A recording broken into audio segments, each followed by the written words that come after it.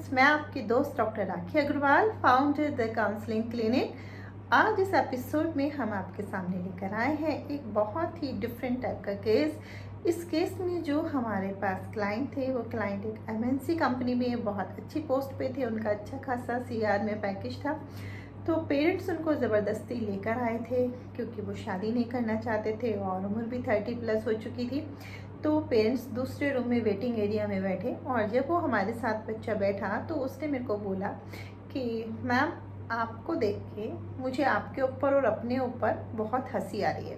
मैंने उससे पूछा क्यों हंसी आ रही? तो उसने कहा क्योंकि मैं आपके सामने 10 मिनट से हूँ और मुझे ऐसा लग रहा है जो भी मेरी लाइफ की प्रॉब्लम है उसमें क्या तो आप कर लोगी, जो मेरी लाइफ की प्रॉब्लम है वो तो मेरे साथ ही है, उसमें आप मुझसे एक बार मिल भी लोगी तो क्या कर लोगी, और जो आपकी परसेप्शन है वो आपके साथ रहेगा। आप मेरी लाइफ में कोई एज इट इज़ चेंजेस तो नहीं कर सकते, तो मैं आपके साथ यहाँ बैठ कर क्यों अपना टाइम वेस्ट करूँ। मैंने कहा बात तो सही है, लेकिन चलो एक काम करते हैं, फिर आप यहाँ आए क्यों थे? उसने बोला क्योंकि मम्मी पापा ज़बरदस्ती लेके आए। मैंने कहा तो जब मम्मी पापा के साथ आप 4-5 घंटे का सफ़र करके आ ही गए हो तो एक काम करते हैं कि अभी थोड़ी देर बैठ के नॉर्मल बातें करते हैं और जब आपका टाइम हो आप चले जाना, पेरेंट्स को भी तसल्ली रहेगी। अब वो इस बात पे मान गया। उसके बाद धीरे धीरे उसके साथ हमने रैपो स्टैब्लिश किया। रैपो स्टैब्लिश करने के बाद पूछा कि और आपकी शादी वादी का क्या स्टेटस है, शादी हो गई नहीं हो गई, जानबूझ के उसको इस तरह की बातों पे लेके आए। तो बातों में धीरे धीरे उसने भी रैपो स्टैब्लिश किया और उसने बताया कि नहीं, मेरी शादी नहीं हुई, मैं शादी में बहुत इंटरेस्टेड नहीं हूँ, मुझे नहीं लगता कि शादी कोई ज़्यादा ऐसी चीज़ है कि हमें करनी चाहिए। तो मैंने कहा हाँ ये तो है। तो फिर हमने उससे बातों में पूछा कि अच्छा उसका ऐसे थॉट क्यों है कि शादी नहीं करनी चाहिए। और जब भी हम कोई अपनी राय बनाते हैं तो उसके पीछे हमारा माइंड हमें कोई ना कोई लॉजिक देता है। तो हमने उससे पूछा कि ऐसा क्या लॉजिक है। उसने बोला क्योंकि ये सब चीज़ ना बहुत ही गंदी होती हैं। तो बातों में अब हम दोनों का रैपो बन चुका था और अब वो लड़का अपनी समय सीमा को सब भूल गया था और वो हमारे साथ कंफर्टेबल होकर अपनी बातें करने लगा। अब उसने बताया कि जब वो लड़का करीब 4 साल का था तो एक कज़न, कोई उसकी सिस्टर थी, जैसे बच्चे बचपन में खेलते हैं डॉक्टर डॉक्टर, तो थोड़ा इधर उधर हाथ लगा तो उस बच्चे ने उसको, लेकिन तब इसको कुछ ऐसा महसूस नहीं हुआ।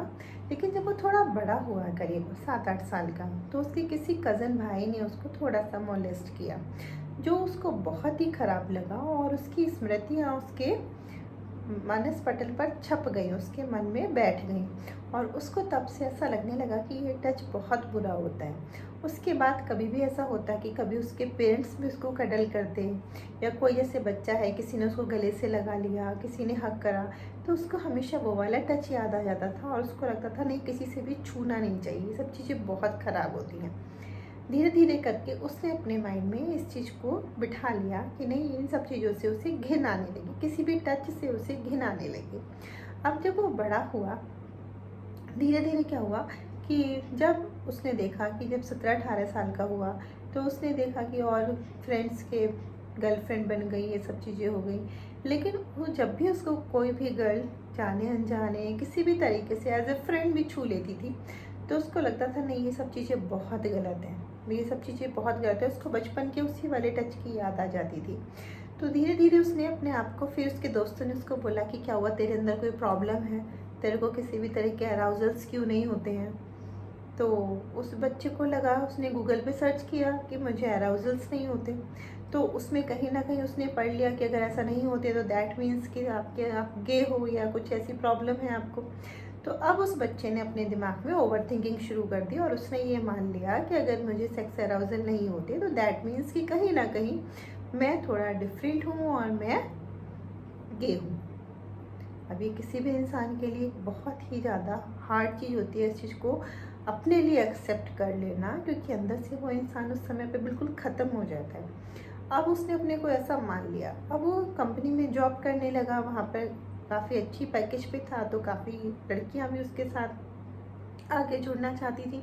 लेकिन उस बच्चे ने अपने को जब ये चीज़ एक्सेप्ट कर ली, अब वो जब भी वीडियो देखता तो वो इन्हीं टाइप के लोगों की देखता, या फिर वो किसी भी चीज़ में कहीं पे भी इस तरह के लोगों का कोई भी ऐड देखता, या जैसे यूट्यूब सोशल मीडिया पे कुछ भी देखता है, इनके बारे में मैक्स टू मैक्स वो सर्च करने लगा।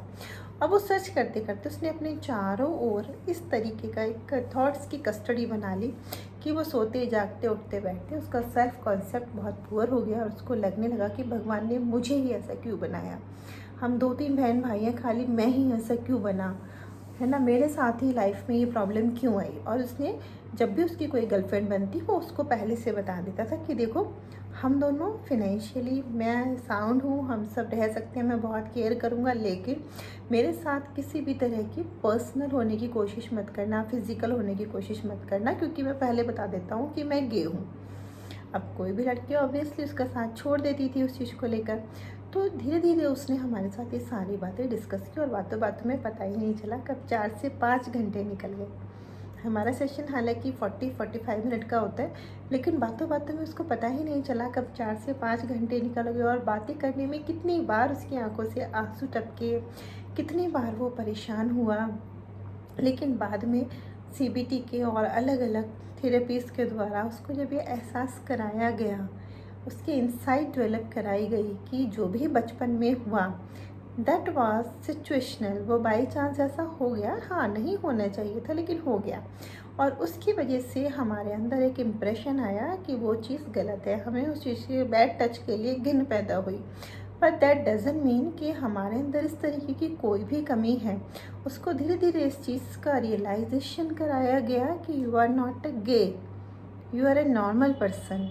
उसने अपने इतना ज़्यादा इन सब चीज़ों में डूब चुका था कि उसने अपनी बॉडी लैंग्वेज, अपने बोलने का तरीका, अपने एक्सप्रेशन सब उनकी तरह कॉपी कर लिए थे, क्योंकि वो पिछले करीब 20 साल से, या कह सकते हैं 15-16 साल से इन्हीं सब विचारों में ही फंसा हुआ था और इन्हीं सब चीज़ों के ऊपर इतना रिसर्च और इतनी स्टडी कर चुका था, ओवर थिंकिंग कर चुका था कि उसने अपने आप को पूरा उसी में डुबो लिया था।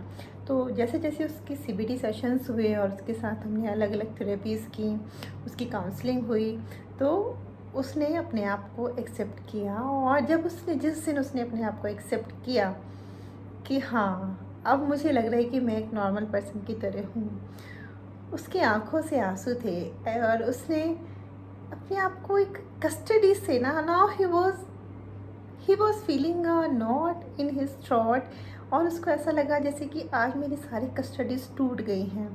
तो इसीलिए मैं यही कहूँगी कि कई बार ऐसा होता है कि समस्या उतनी बड़ी नहीं होती, हम समस्या को मिस इंटरप्रेट कर देते हैं या उसको मैग्नीफाइंग ग्लास लगा कर देखते हैं।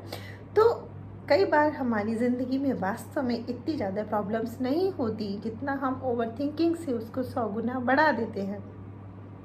अगर कहीं भी हम कहीं डाइवर्ट होते हैं या कहीं भी हमें ऐसा लगता है कि कुछ गड़बड़ है, तो हमें ज़रूर किसी एक्सपर्ट से, किसी अच्छे काउंसलर की मदद लेनी चाहिए। और इधर उधर बातें करने की जगह वहाँ बातें करो जहाँ बात बने। जैसे कि मैं हमेशा कहती हूँ, बात वहाँ करो जहाँ बात बने, बातें नहीं। तो एक छोटी सी टॉक ने किस तरीके से उस लड़के की ज़िंदगी को डूबने से बचा लिया, और उस लड़के ने आगे अपनी ज़िंदगी जीने, और अब उसने अपना टारगेट बनाया है कि by the end of this year मुझे शादी करनी है। तो बात वहाँ करो जहाँ बात बने, बातें नहीं। अगर आपका अपना कोई डियर वन इस तरीके की किसी भी तरीके की, किसी मेडिकल कंडीशन से या किसी इमोशनल डिस्टर्बेंसेस से, किसी स्ट्रेस से, किसी भी इशू से जूझ रहा है, तो फ़ौरन उसकी मेंटल हेल्थ को सपोर्ट कीजिए और हमारी इस वीडियो को मैक्स टू मैक्स शेयर कीजिए अपने डियर वंस के साथ। और इस वीडियो को और इस चैनल को लाइक, सब्सक्राइब, शेयर करना ना भूलिए। आप और किस टॉपिक पर हमसे डिस्कस करना चाहते हैं या जानकारी लेना चाहते हैं, हमें नीचे कमेंट बॉक्स में ज़रूर लिखिएगा। और फिर से कहती हूँ, बात वहाँ करो जहाँ बात बने, बातें नहीं। अपना और अपनों की मेंटल हेल्थ का ध्यान रखिएगा। फिर मिलेंगे एक नई वीडियो के साथ। Thank you.